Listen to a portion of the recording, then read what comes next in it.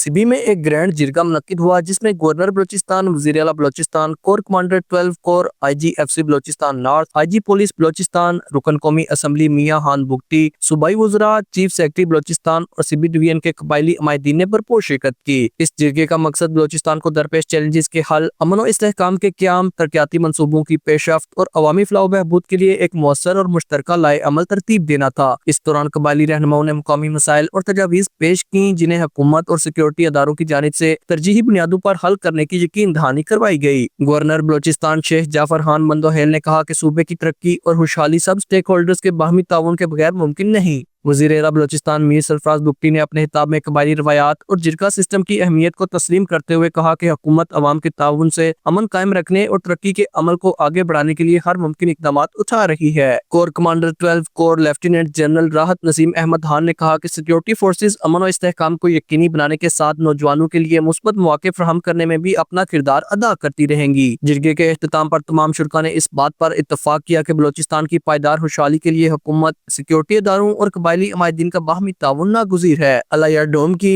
JK news Sibi.